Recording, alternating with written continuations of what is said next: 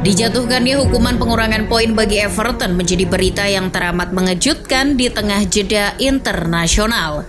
Saat semua penikmat sepak bola lepas fokusnya, Everton harus mengalami kenyataan pahit dihukum pengurangan 10 poin. The Toffees pun sampai naskah untuk video ini dibuat harus terjungkal ke zona degradasi. Sudahlah susah keluar dari zona degradasi, karena dikurangi poinnya, Everton harus kembali berjibaku dari sana. Hukuman ini melahirkan protes besar dari para pendukung klub asal Merseyside itu. Mereka menuding otoritas sepak bola, entah itu FA, UEFA, atau yang lainnya tebang pilih. Everton yang notabene tim kecil dihukum karena melanggar aturan financial fair play, sedangkan tim raksasa seperti Chelsea dan Manchester City bisa melenggang begitu saja. Jadi, apa yang membuat Everton mendapat hukuman begitu berat? Klub yang tengah dalam proses pengambilalihan oleh 777 Partners ini dituduh telah melakukan pelanggaran pada musim 2021-2022. Kasusnya naik ke Komisi Independen pada Maret 2023 lalu untuk diselidiki. Dalam peraturan Premier League, setiap klub hanya boleh mengalami kerugian hingga 105 juta pound sterling selama siklus 3 tahunan. Nah, menurut laporan The Athletic, secara kumulatif, Everton mengalami kerugian 124,5 juta pound sterling selama siklus 3 tahunan yang berakhir pada 2022. Hal itu melebihi batas aturan FFP sebanyak 19,5 juta pound sterling. Everton tidak menampik pelanggaran yang mereka lakukan. The Toffees mengaku salah, tapi jumlah selisihnya lebih kecil 9,7 juta dari 19,5 juta pound sterling yang dituduhkan. Namun, Everton menyatakan kerugian itu muncul karena situasi yang mendesak. Sederhananya, ada faktor yang melatar belakangi hal itu, seperti proyek stadion yang mahal, dampak COVID-19, kontrak pemain kunci yang tak terduga, serta kerjasama dengan Premier League itu sendiri. Everton juga menilai mereka terkena dampak finansial akibat invasi Rusia ke Ukraina. Hal itu yang membuat mereka akhirnya menangguhkan kerjasama dengan para pengusaha yang terkait Rusia, seperti Alisher Usmanov. Pengeluaran Everton makin besar karena proyek stadion mereka. Lantaran tidak bisa meminjam dana dari luar negeri, mereka hanya mengandalkan pinjaman dari pemegang saham mayoritas Farhad Moshiri. Farhad menggelontorkan sekitar 760 juta pound sterling sebagai bentuk pinjaman untuk proyek stadion melalui anak perusahaan Everton Stadium Development Ltd. Uang sebanyak itu tidak berasal dari pendapatan klub, sehingga pengeluaran Everton tampak membengkak. Namun Komisi Independen yang menyelidiki kasus ini mengklaim Everton kurang berterus terang terhadap pengajuan pinjaman tersebut. Hal itu disinyalir menjadi faktor pemberat kesalahan The Toffees. Di sisi lain, Premier League sudah mengambil keputusan bahwa Everton telah melakukan pelanggaran FFP. Menurut Premier League, Everton terlalu berani mengambil resiko melampaui ambang batas 105 juta pound sterling. Mereka pun harus menanggung konsekuensinya. Selain itu, kegagalan menjual Richarlison dengan harga 60 juta pound sterling juga menjadi faktor lainnya. Everton dianggap berbuat curang dengan mengakali pengeluaran lewat pinjaman lunak tanpa bunga dari Farhad Moshiri. Di persidangan, pihak Liga Primer memenangkan hampir seluruh tuduhan mereka pada Everton. Everton pun diberi hukuman pengurangan 10 poin. Ini merupakan hukuman pengurangan poin terbanyak di Premier League. Meski sudah dihukum, Everton masih berhak untuk mengajukan banding. Tapi kemenangan banding sepertinya sulit bagi tim seperti Everton. Kasus yang menimpa Everton ini mau tidak mau menyeret Manchester City dan Chelsea. Konon para petinggi dua klub itu was-was setelah hukuman yang menimpa Everton akibat pelanggaran FFP.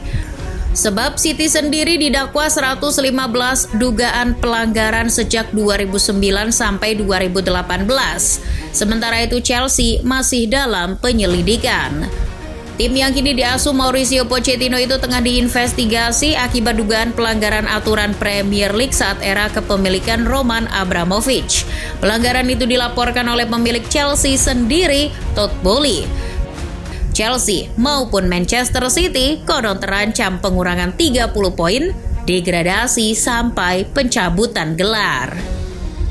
Penggunaan kata konon di sini bukan karena tidak ada informasinya, tapi memang saat Everton sudah dihukum, tapi Chelsea maupun Manchester City sama-sama belum dihukum.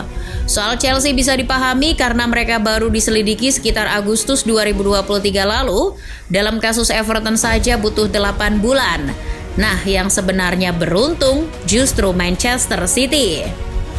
Entah beruntung karena uang atau selalu beruntung karena dinaungi doa dari Abrahamic Family House, tempat ibadah 3 agama di Abu Dhabi. Yang jelas City telah berkali-kali terhindar dari hukuman. Ingat awal tahun ini, City juga pernah didakwa pelanggaran FFP. Jika tidak ingat, silakan menonton lagi video Starting 11 Story sebelumnya. Video tersebut tayang pada Februari 2023 dan sampai sekarang City masih belum mendapat hukuman apapun. Baru-baru ini setelah mencuatnya kasus Everton, tudingan bahwa City didakwa 115 pelanggaran pun muncul. Dugaan itu muncul setelah rilis pernyataan yang dikeluarkan oleh Everton. Klub juga akan memantau keputusan yang dibuat dalam kasus lain.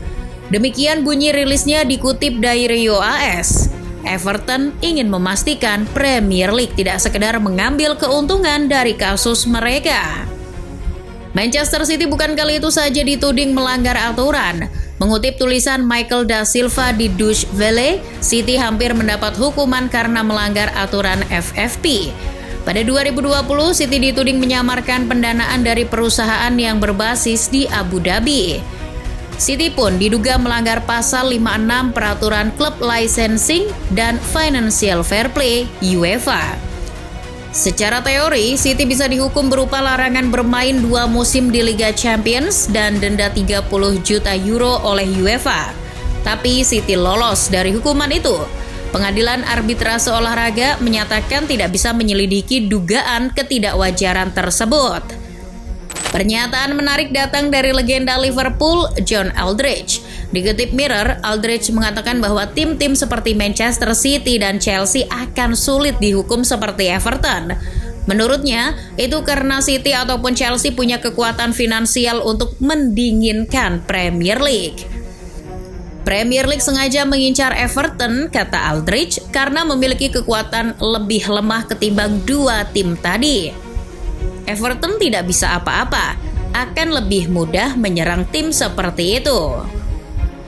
Jika seperti itu yang terjadi, aturan FFP memang bermasalah.